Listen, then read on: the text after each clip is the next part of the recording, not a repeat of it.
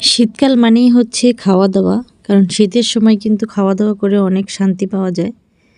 গরমের সময় সব কিছু খাওয়ার চাহিদাও কিন্তু অতটা থাকে না, শীতের সময় যতটা খেতে ভালো লাগে।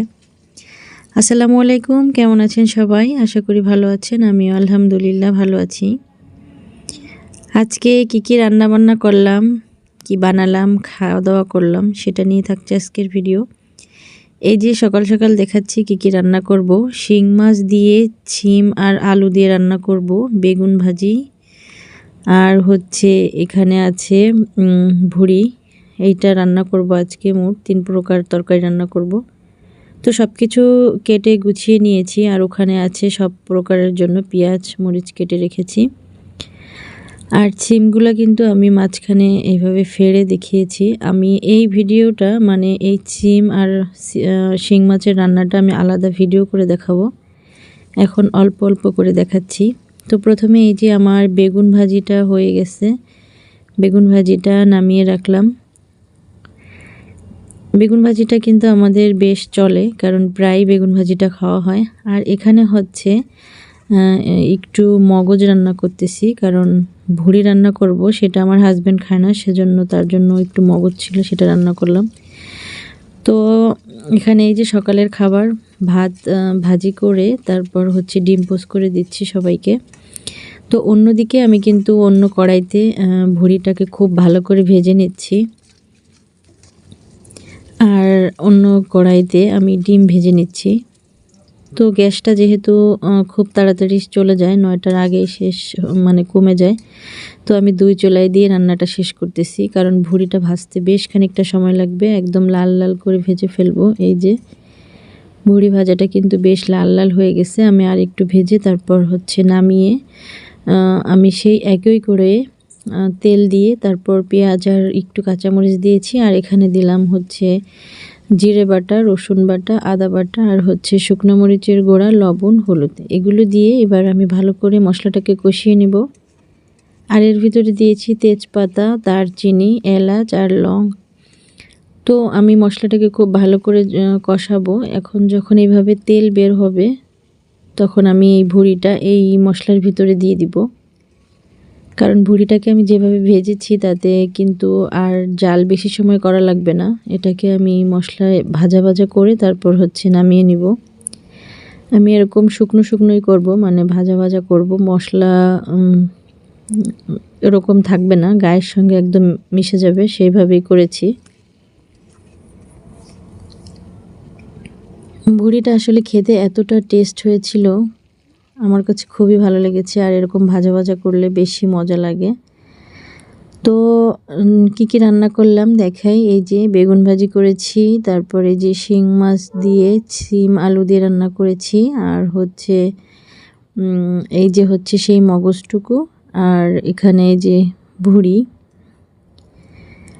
তো এটা দিয়ে আজকে দুপুর আর রাত্রের খাওয়া দাওয়া চলবে। তারপর হচ্ছে বিকালবেলা একটু ছাদে আসলাম, এসে দেখি আমাদের ছাদের এখান দিয়ে প্রায় অনেক টিয়া পাখি যায়। তো এই টিয়া পাখিগুলো একদম আমাদের ছাদের কাছাকাছি নারকেল গাছে বসেছিল, তো সেটা একটু দেখালাম, খুব ভালো লাগতেছিল। এখন হচ্ছে সন্ধ্যাবেলা, মাগরিবের নামাজ পড়ে আমরা পিঠা বানাবো। তার আগে সব কিছু রেডি করে নিয়েছি, মানে রেডি করে তারপর হচ্ছে মাগরিবের নামাজ পড়ে পিঠা বানানো শুরু করেছি, যাতে গরম গরম সবাই খেতে পারে। ভাপা পিঠা, ভাপা পিঠাটা কিন্তু গরম গরম খুবই ভালো লাগে। আর যেহেতু ভালোই শীত পড়েছে, এখন পিঠাটা না খেলে তো হবেই না। তো আজকে হচ্ছে এই যে ভাপা পিঠা বানাচ্ছি, এরপর একদিন অন্য অন্য পিঠাও দেখাবো। তো এই যে আমি প্রথমে পিঠা দিয়ে দিয়েছিলাম, বেশ আগেও কয়েকটা বানিয়েছি, তো তখন কিন্তু দেখাইনি, এখনই দেখানো হচ্ছে।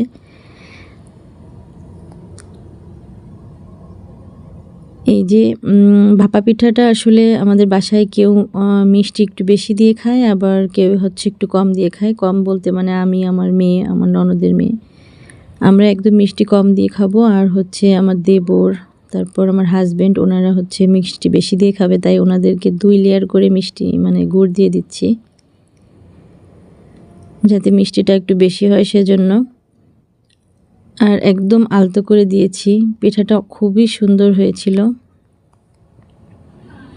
তো যারা মিষ্টি বেশি খাবে তাদের জন্য আলাদা করে বানিয়েছি, আর যারা মিষ্টি কম খাবে তাদের জন্য আগে কয়েকটা বানিয়েছি, আবার যারা মিষ্টি বেশি খাচ্ছে তাদের জন্য বানিয়ে দিয়ে তারপরে বাকিগুলাও মিষ্টি কম দিয়ে বানাবো। তো আমি 2টা অলরেডি দিয়েছি, আর এখানে আর 2টা রেডি করে নিচ্ছি। 2টা করেই বানাচ্ছি আমি কিন্তু এখানে পাতিলে পানি দিয়ে তারপরে হচ্ছে ছাঁকনির উপরে পিঠাগুলো সিদ্ধ করে নিচ্ছি। তো 2টা হয়ে গেছে, আমি এই 2টা নামিয়ে আবার বাকি যে 2টা রেডি করলাম এই 2টা দিয়ে দিব। পিঠাগুলো কিন্তু দেখেই বোঝা যাচ্ছে খুবই সুন্দর হয়েছে। তো এই যে মিষ্টি বেশিগুলা ওদেরকে খেতে দিয়েছি, তারপরে হচ্ছে আমরা সবাই খেয়েছি। আর সব পিঠা বানানো হয়ে গেলে মানে সবার খাওয়া দাওয়া শেষ করে তারপর হচ্ছে বাকি এই কয়টা ছিল, এটা আমরা পরবর্তীতে সকালবেলা খেয়েছিলাম।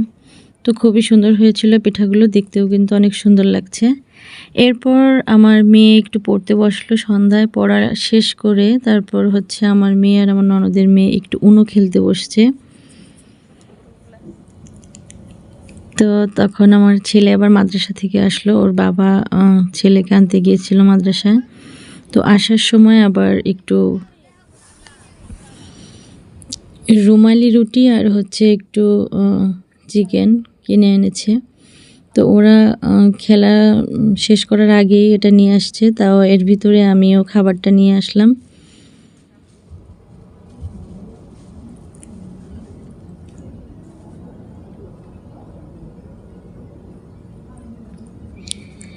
এই যে এইটুকু হচ্ছে চিকেনের চপ, এইটুকু হচ্ছে 60 টাকা নিয়েছে, আর সাথে রুটি মানে এইটুকু মাংস আর হচ্ছে একটা রুমালি রুটি, এটা মোট 70 টাকা। তো তার ভিতরে আর কি আমরা মানে আমার হাজব্যান্ড আবার 3-4টা রুটি এক্সট্রা কিনে এনেছে, কারণ রুমালি রুটিগুলো তো একদমই অল্প, একবারেও কিন্তু মুখের ভিতরে দেওয়া যায়, এত অল্প হয়ে যায়। তো এখানে বাকি 3-4টা রুটি এনেছে, আর হচ্ছে ওইটুকু মাংস দিয়ে ওরা খাচ্ছে আর উনো খেলতেছে। তো আমার ভিডিওটা কেমন লাগলো, ভিডিওটা থেকে কিন্তু বিদায় নিয়ে নিব। ভালো লাগলে অবশ্যই আমার ভিডিওতে একটি লাইক দিবেন এবং চ্যানেলটি সাবস্ক্রাইব করে রাখবেন। সবাই ভালো থাকেন, সুস্থ থাকেন, আল্লাহ হাফেজ।